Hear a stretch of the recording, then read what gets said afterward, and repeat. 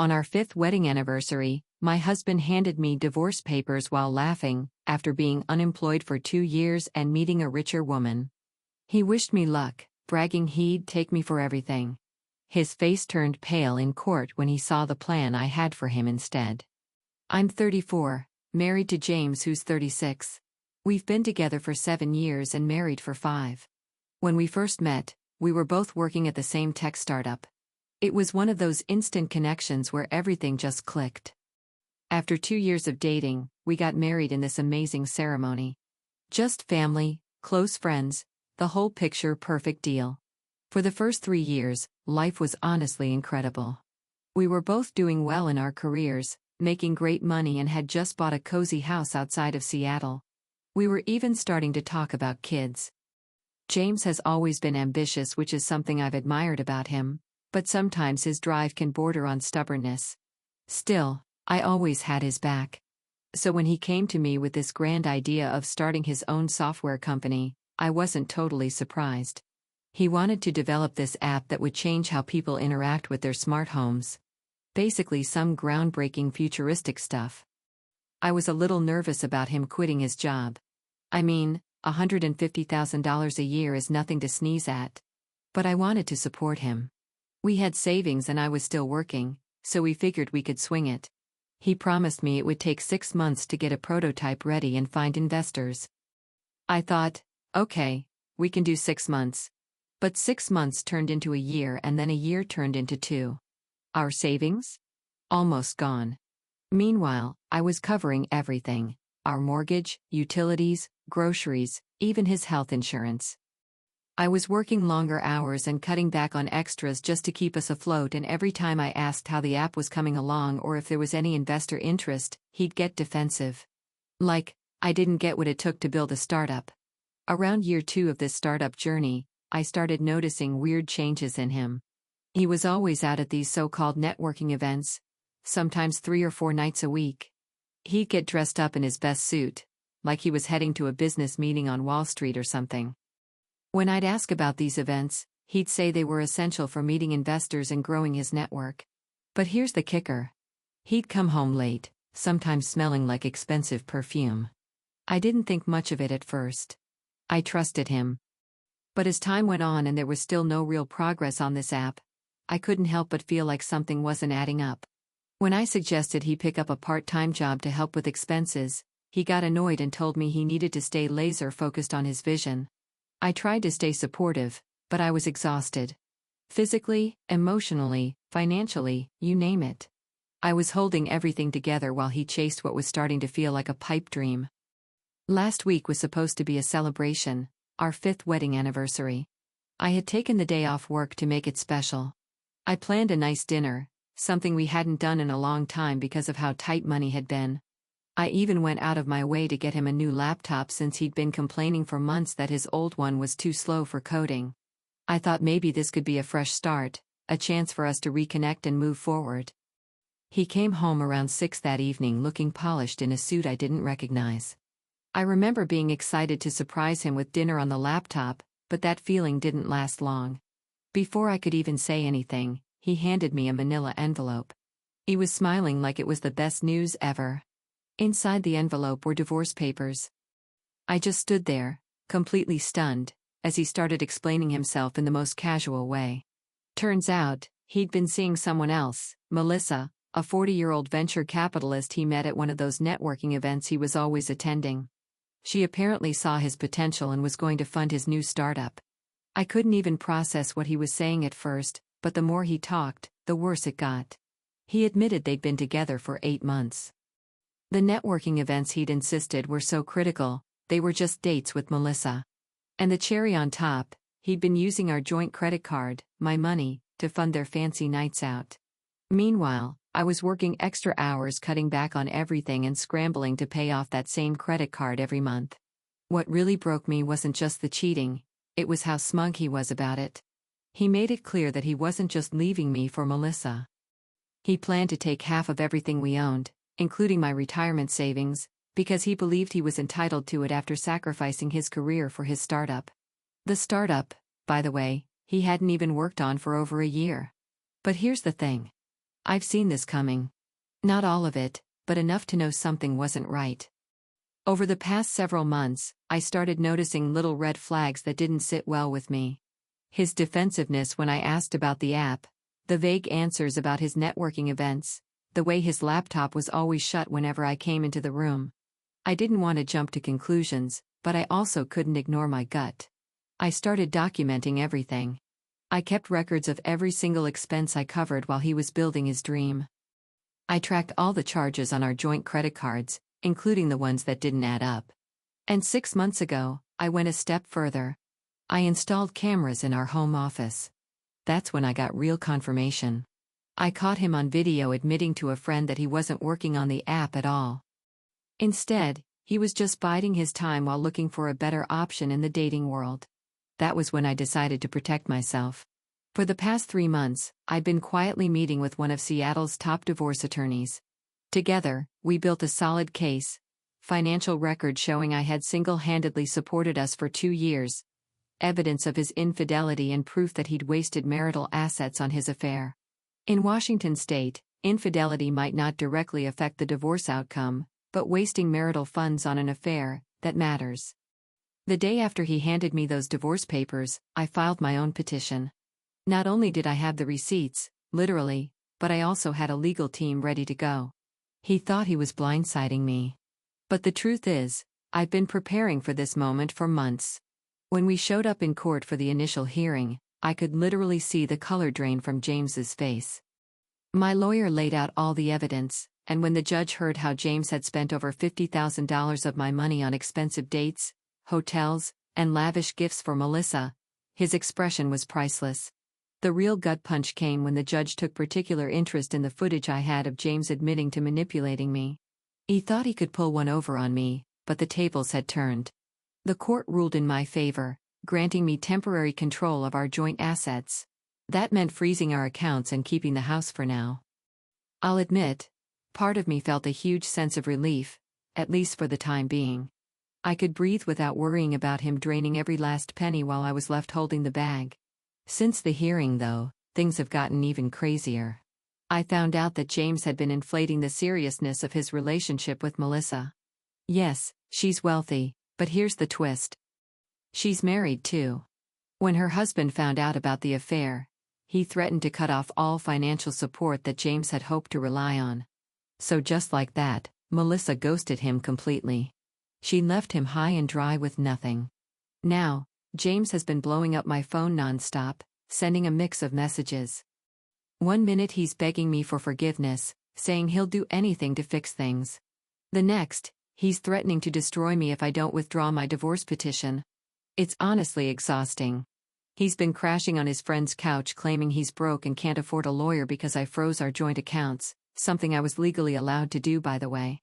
If that wasn't enough, his friends and relatives are bombarding me with messages of how I should rethink my decisions, otherwise I will lose a good guy. I have to admit, I feel a mix of emotions. On one hand, I feel completely vindicated. He treated me like nothing more than the source of income and now he's paying for it. But on the other hand, it's heartbreaking. It's hard to see someone I once loved so much in this state, especially when I never imagined it would end this way. Part of me just wants to drag this out as long as possible to make him feel the consequences of his actions. I want him to suffer for betraying me, for throwing away 5 years of marriage and for treating me like an ATM. I feel justified in wanting that. But at the same time, I'm also exhausted. I just want this whole mess to be over so I can move on and rebuild my life without constantly looking over my shoulder or dealing with his manipulation. I'm stuck in this weird limbo of trying to figure out how far I should push. Should I be generous with the settlement since we were married for 5 years? I don't know. I keep thinking about what's fair and what will allow me to heal. At the end of the day, I just want peace. So I'm reaching out to see if anyone's been through something similar or if anyone has advice on how to navigate this emotional and legal roller coaster. I'm torn between doing what feels right and being more merciful for the sake of closure. Update 1. First off, I just want to say thank you all for the overwhelming support. Seriously, your comments and advice have meant the world to me. I've read every single one and honestly, they've helped me keep my head above water during this entire nightmare. So, here's what's happened since my last post. Yesterday, things took another wild turn. James showed up at my workplace and it was just chaos. He caused a scene in the lobby, literally crying about how he'd made the biggest mistake of his life and how Melissa had taken advantage of his vulnerability. And I don't even know what to say about that. He made it sound like he was some kind of victim in all of this. Anyway, security had to step in and escort him out, which was honestly embarrassing for him, but I didn't have any sympathy at that point. Naturally, I didn't waste any time. I called my lawyer immediately, and he filed for a temporary restraining order. The judge granted it this morning, and that felt like a small victory for me. At least now, I have some protection from this whole emotional roller coaster he's been putting me through. It gets crazier, though. I've been hearing through mutual friends that James has been telling people I was emotionally abusive and that I forced him to quit his job to start the company. It's honestly laughable because anyone who knew us back then can tell that it was completely his idea. I even tried to talk him out of it, telling him he was throwing away a solid career and that we should play it safe for a while. But I had all our texts, messages, and emails from that time saved, showing that I was against the idea and that it was all him pushing for it. My lawyer says this whole attempt to tarnish my reputation is just going to hurt his case. It's almost like he's grasping at straws, but I'm ready for whatever he throws my way. The real kicker? Melissa's husband, yes, her husband, reached out to me. Apparently Melissa isn't even divorced yet. They're just separated. The whole millionaire venture capitalist persona she sold James, it's a lie. She had told him that she was worth millions after a big tech exit, but it turns out most of her assets are still tied up in her ongoing divorce. She had been stringing James along, telling him that once her divorce was finalized, she'd help fund his startup. I couldn't help but laugh at the karmic timing. It's like the universe was just waiting to expose the truth, for now James is left with nothing. Since then, I've been processing a lot. The fact that he was willing to throw away everything for someone who wasn't even being honest with him just blows my mind. And that he's trying to play the victim when he's the one who messed up. It's not lost on me, but it's also hard. There's still that small part of me that wishes he'd own up to his mistakes without trying to manipulate everyone around him. I guess I'm still holding on to the person I thought he was, but every time he does something like this, it gets harder to remember why I ever trusted him in the first place. I've been in touch with my lawyer about the next steps. I'm not backing down from this no matter how many attempts James makes to change the narrative. My goal is to get this divorce settled as quickly and fairly as possible, but I'm not going to let him walk all over me anymore. I'm standing my ground, and even though I'm emotionally drained, I'm not going to let him get away with what he's done. I'm still figuring out my next steps, but I feel a little lighter knowing that I'm taking control. The court decisions, the restraining order, the information about Melissa, it's all starting to piece together into some kind of justice. I'll keep you all updated as things progress. Thanks again for being there for me. You are all helping me rebuild my strength, one step at a time. Update 2. Things have been escalating fast. After receiving the restraining order, James completely lost it. It was like watching someone unravel in real time. He created multiple fake social media accounts to harass me, flooding my inbox with messages and spreading more lies. It honestly felt like I was living in a nightmare with him, trying to paint me as some kind of villain. The worst part was that he started telling people these elaborate stories, claiming that I had embezzled money from our joint accounts to fund a gambling addiction. As if that wasn't crazy enough, he even contacted my parents, trying to manipulate them into believing his version of events. It was a low blow to say the least. Of course, I wasn't about to let him get away with this. I immediately sent all the harassment evidence to my lawyer, including screenshots, messages, and any proof of him violating the restraining order with his online behavior. My lawyer made sure the court knew about all this, and the judge was not pleased. It turns out, violating a restraining order doesn't exactly work in your favor.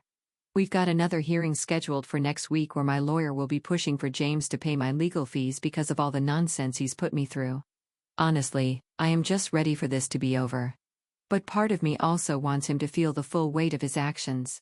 Yesterday, I met up with a few of our mutual friends for coffee. It was a strange mix of relief and sadness, honestly. Some of them had distanced themselves when James started spinning his web of lies about me. But now, after seeing how far he's gone and what he's capable of, they're starting to come around. They shared screenshots of messages where James had tried to convince them to lie in court and help paint me as a bad person. The fact that he's been manipulating not just me, but also the people around us just to cover up his behavior, it's disturbing. Luckily, those screenshots are more evidence for my lawyer, so there's that. At least these people are starting to see the truth, even if it came a little too late. Then, out of nowhere, I got a phone call from James' mom today. She was crying all apologies and regret, telling me how sorry she was for everything that had happened. Apparently, this wasn't the first time James had pulled something like this. Before we met, he had done the same thing to 2 other women. He'd lived off of them, pretending to work on some big projects that never went anywhere. It's like this has been his pattern, and the fact that his mom admitted it just made me feel worse. She said she had hoped that marriage would change him. But it's clear now that this isn't some recent behavior of his. It's who he's been for a long time. I honestly didn't know how to respond to her. Part of me wanted to be understanding, but the other part of me just felt like I was being blamed. It felt like she was trying to shift the responsibility onto me, almost like I was supposed to be the one to fix her son. She kept saying that I should have known the real him earlier, but how am I supposed to fix someone who's not willing to fix themselves?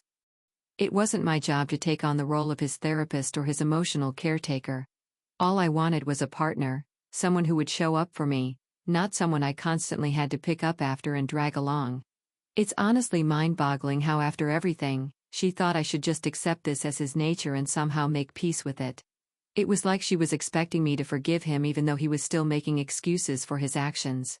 She said she wished I'd known sooner what he was really like, but again, it's like she wanted me to shoulder the blame for not being able to change him. But I wasn't in the business of fixing anyone, especially not someone who refuses to take responsibility for their own choices. I'm still processing all of it. Every time I find out more about James, whether it's his past relationships or his behavior now, it gets harder to keep my emotions in check. I don't want to feel bad for him. He made his choices and he has to live with them, but part of me still feels heartbroken. It's hard not to, knowing that this isn't just some isolated mistake. This is who he is, and I just ended up being part of a much bigger ongoing pattern. I wasn't the first, and I won't be the last. The legal stuff is moving forward, but it's slow. There's so much to work through. It's tough. But I'm doing my best to stay focused on myself and my own healing. I'm not letting him drag me back into his mess. I'm tired of being caught up in his lies and manipulations. It's hard to push through the emotional weight, but I'm determined to get through it. Every day, I'm getting closer to closing this chapter of my life and starting a new one. I know there's still a long way to go, but at least I'm not alone in this anymore. I've got people who support me, and I'm not going to let him define the rest of my life. Update 3. Hey everyone, this is my final update and I'm so sorry for going missing in action. I didn't mean to just disappear like that, but honestly the past few weeks have been an absolute whirlwind. It feels like I've been holding my breath this entire time, and now I can finally exhale. I can hardly believe how everything has turned out. I wanted to give you all an update on how the hearing went and everything that happened after. So yesterday was the big hearing, and let me tell you, it felt like watching a house of cards come crashing down. James showed up to court without a lawyer, which honestly wasn't a surprise. Given everything that had come to light over the last few months, I'm sure no one wanted to touch his case with a 10-foot pole. He tried to represent himself, and as you might expect, it was a disaster. The judge started asking him about his claims of working on his startup, and it was painful to watch. He couldn't produce a single line of code, no business plan, and couldn't even give a coherent explanation of what his app was supposed to do. It was like he thought he could just talk his way out of everything, but as soon as he started talking, it was clear to everyone in that courtroom that he didn't know what he was saying. It felt so surreal watching him try to spin these lies and realizing just how ridiculous they sounded.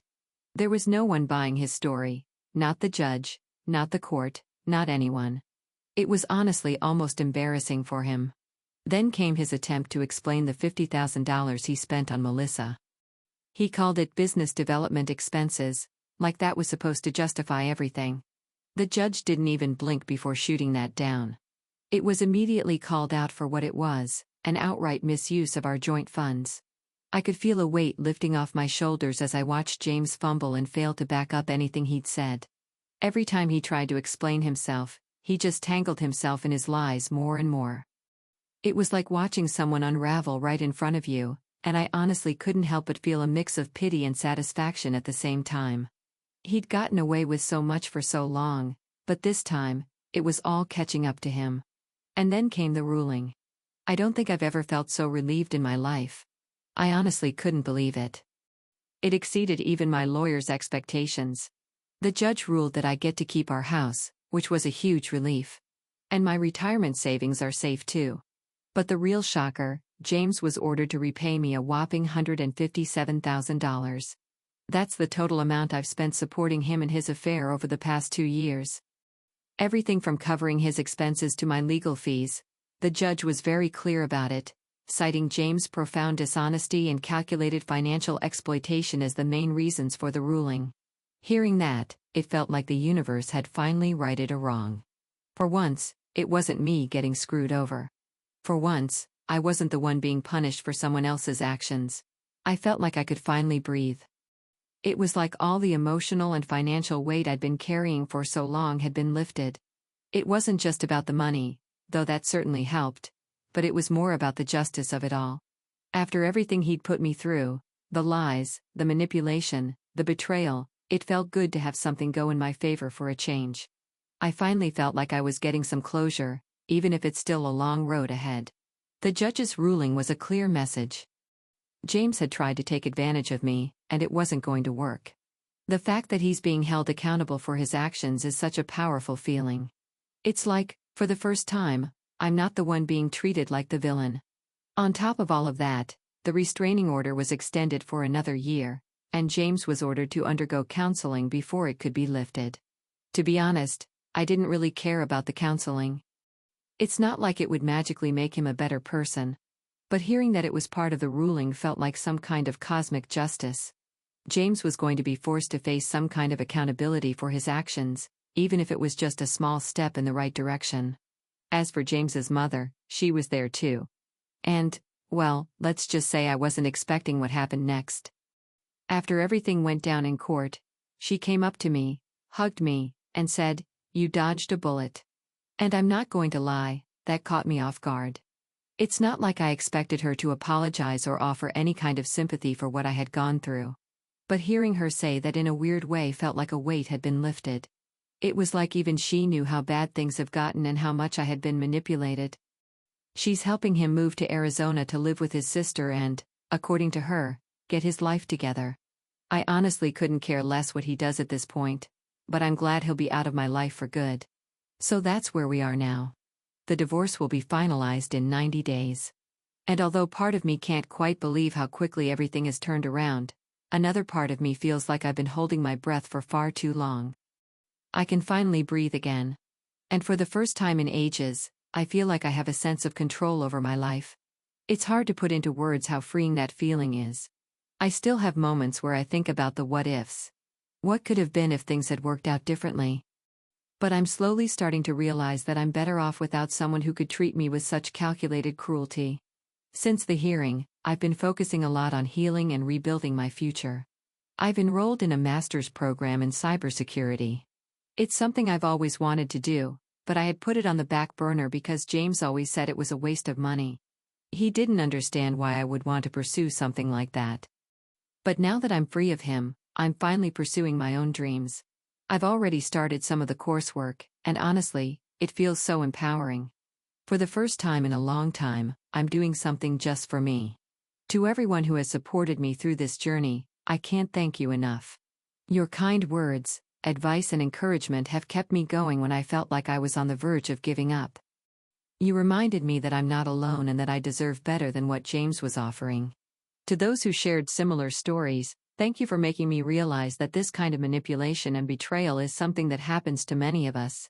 And to anyone else going through something similar, document everything, trust your gut, and don't let anyone gaslight you into accepting less than you deserve. You deserve respect, honesty, and love, not manipulation and deceit. Looking ahead, I'm not sure what the future holds, but for the first time in a long time, I'm excited to find out. I'm excited to see where this new chapter takes me. There are still days when I feel the weight of everything that happened, and I'm still grieving the loss of the person I thought James was, but I'm slowly learning that grief is part of healing.